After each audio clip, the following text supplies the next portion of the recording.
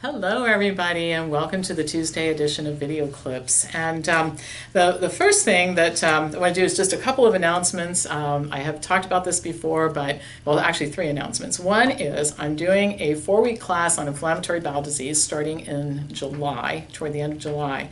And I'm putting together all the research that I've done over these last 17 years that I've been interested in this topic, ranging from causes to the medications and the procedures and the complications and the drugs and the diet and all that sort of thing. So it's a very, very extended, detailed version of inflammatory bowel disease, Crohn's and colitis, much more than we would normally teach in any other program that we offer here. So first time, going to teach it live. I don't know how often I'm going to do it, probably not again this year. So if you want to take it live, ask questions, all that good stuff, you want to let me know about that, I'll get you information. I'll tell you how to do that in a second. Second thing, I'm getting ready to put the fall schedule together. We have had such an amazing response to this Food Over Medicine coaching program that allows people to set up Wellness Forum chapters under the Food Over Medicine banner, like you're going to operate Food Over Medicine chapters using our materials and programs, that I'm going to do it again. We're going to do the program again in the fall. So if you missed out on this round, it won't be as inexpensive as it was for some of the people who enrolled early, but you will have an opportunity to take the course if you'd like to in the fall. And then last but not least, keep those free memberships coming. I'm filming this on a Tuesday and I got a bunch of them today, so I know you guys are watching, and we want to let you have a sampling of our programming so you can see how wonderful we are at what we do, and you might want to do more with us after you get a chance to do that. So pampopper@msn.com is my email address. Also keep those inquiries coming for careers. I'm having great conversations with people who are already in the business of helping people with their health and they want to do a better job, and people who are saying, you know what, I'm kind of ready to leave my job behind, I'd like to help people, what can I do? And people who are starting from scratch. So happy to talk to all of you. I've said this for years. We need armies of people to help us improve health in America because, well, worldwide. I mean, really, our membership is in Europe and Scandinavia and Australia, New Zealand, and all throughout Asia. I mean, everywhere the problem is the same. Sick people who need help and the population getting sicker instead of better. So pampopper@msn.com if you want to talk about these things or anything else that I say on video clips that you want to know more about. All right, I have a couple of topics for this week. Some of these things involve straightening out misunderstandings that happened previously. One thing I'm happy to announce is you might remember a few weeks ago, I was talking about this ridiculous arrangement that the National Institutes of Health was entering into with the alcohol industry to conduct a study which the NIH officials said would prove that drinking every day was good for your health. Well, they've scrapped the plan. Apparently the publicity about it, and I played a tiny role, I think the New York Times played the biggest role, but the publicity about it was so devastating that they just had no choice but to give it up. So, you know, thank God for the media. They say that sunshine is the best disinfectant for terrible things, and we saw that happen. So that's good news, and that's an update. The second thing I want to talk about is earlier this year, a meta-analysis was published, and it was a big one. And the conclusion at the end of it was, now that we've analyzed this enormous amount of data, we can say definitively that antidepressants are effective for the treatment of major depressive disorder.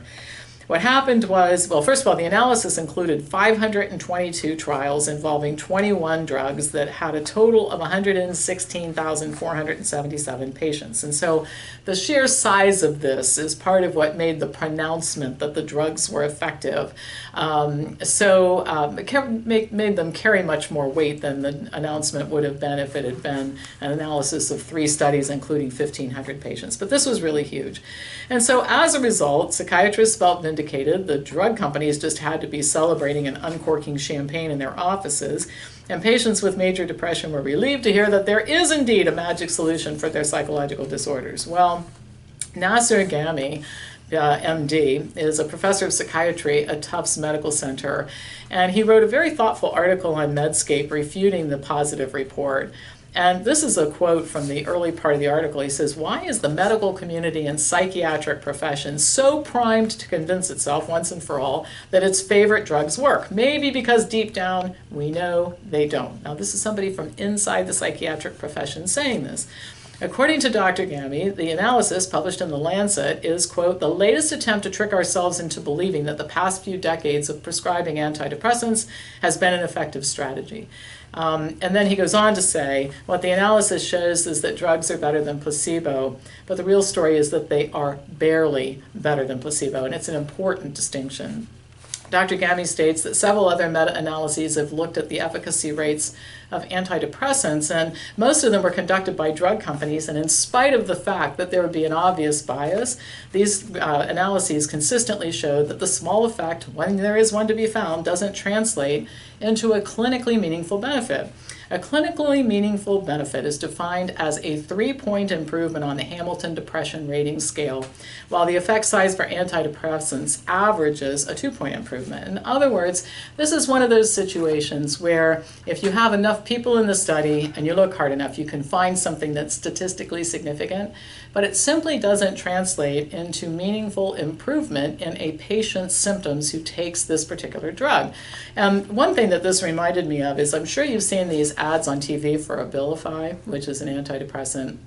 And one of the ways that this drug is advertised is if your current antidepressant isn't working, add Abilify, all right? So there's almost widespread acknowledgement that these drugs don't really work in ways that make people meaningfully less depressed. While this latest analysis claimed definitively that the drugs are effective, Gamy says that he took a closer look at the data and, quote, the only thing this study confirms is that prior studies were right when they reported that antidepressants don't work. Well, as is often the case, the authors of the paper didn't report the absolute effect size of the benefit of antidepressants. And so Dr. Gamy found, in the actual report, he didn't find this, but on page 142 in the online appendix, he found the real data. And he made the comment in his article, why is it that you have to be so persistent as to get to page 142 in the appendix before you find some meaningful data? And what that appendix showed, this table in the appendix, showed that 74% of the drugs clearly had little or no clinically important benefit. Only one of the 21 drugs that was looked at exceeded the threshold for showing benefit, and the effect was very small, and that was for amitriptyline. Very small benefit. He concludes by writing, quote, our profession seems devoted to believing that antidepressants work. They don't, at least not for major depressive disorder. Well, the problem, my postscript to this, is that while there are exceptions, the psychiatry profession generally practices based on beliefs rather than data, which means that depressed patients will still continue to be drugged. So say something to people who are depressed and thinking of visiting psychiatrists that they might want to think twice before they agree to taking drugs. Now this is really interesting. According to a new study, Miralax, a very popular over-the-counter laxative, may have a negative effect on the immune system, and the effect is related to damage to the gut microbiome that results from taking Miralax. Now, Miralax works by bringing more water into the gastrointestinal tract, which both induces the bowel movements that people are seeking and causes resident gut bacteria to experience something called osmotic shock. In order to look at how this might affect immune function and health, Caroline Trappini and her colleagues added Miralax to the water of mice for 6 days. Now, half of the mice in the experiment were germ-free mice that had been colonized with human gut microbes, and the other half had normal mouse microbiomes. As expected, all of the animals developed diarrhea. That was the point, or that is the point of Miralax. The microbiomes of the mice were evaluated both before, during the time they were taking the Miralax, and then for a follow-up period after, and there was considerable variation. One microbial family, S24-7, which is abundant in the guts of warm-blooded animals, was extinct in both sets of animals within just 3 days of starting Miralax. This particular family of bacteria ferments carbohydrate and makes up almost half of the guts of the gut microbiome of mice. The bacteria did not reappear at the end of the treatment period, so the situation didn't resolve when the mice were no longer given the Miralax. Follow-up in vitro experiments showed that this particular family of bacteria stopped growing in response to concentrations of salt, sugar, alcohol, and polyethylene glycol, which is the main ingredient in Miralax. Additionally, the researchers found that the protective mucosal layer of the gut thinned and the shape of the cells lining the intestines changed while the mice had diarrhea. This seemed to return to normal 2 weeks after the discontinuation of Miralax. These types of changes are known to affect the immune system, so it was not surprising that mice treated with Miralax developed antibodies to their own gut bacteria. This effect persisted 2 weeks after discontinuing the laxatives. Now, under normal circumstances, the immune system of all creatures considers resident bacteria as part of self. In other words, there's a recognition that the bacteria in our guts and on our skin and in our eyes, believe it or not, your eyes have a microbiome. But all of this bacteria plays a role in keeping humans healthy, in our case, or mice healthy in their case. And so we treat the resident bacteria the way we treat self. We don't mount an immune response. So this antibodies to resident bacteria is a very dangerous thing and is often the first step in the development of autoimmune disease. Untreated mice did not develop the same antibodies. Now, this study involves mice and not humans, and clearly human studies are needed. The laxative business is a multi-billion-dollar business, and Miralax is the second best-selling digestive remedy in the United States. Now, there are a lot of known side effects to Miralax, which include nausea, abdominal cramping, bloating, gas, and dizziness. Some less common side effects are severe or bloody diarrhea and rectal bleeding. Now, these side effects normally go away when Miralax is discontinued, but this study shows that there are likely some other things going on that may not be as transient as those types of symptoms. So it's important to note that this study only looked at short term, and these mice had exposure to Miralax for 6 days. There are people in the United States who use Miralax regularly for months, sometimes years or decades. We have no idea. There is absolutely no research that has followed people who stay on products like Miralax for decades at a time to determine what happens to them, but after looking at this, I can't believe that it's anything good. Miralax and other laxatives have become popular really because constipation is so common in both children and adults. It's an easy problem to resolve in most cases with adequate water and fiber intake from plant foods. And I think if people didn't have this misperception, which so many people have, that an over-the-counter remedy of any type is harmless, it's safe and effective just because I don't need a prescription to get it, and all that sort of thing, I think if people understood that anything that has an effect has a side effect.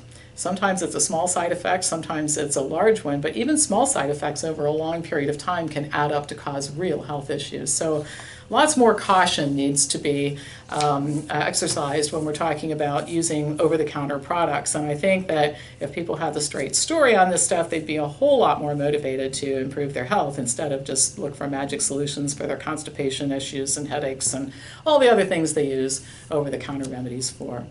All right, that's all for today. As usual, pass this on to anybody who you think would enjoy watching it, and I'll be back to you on Thursday with more news.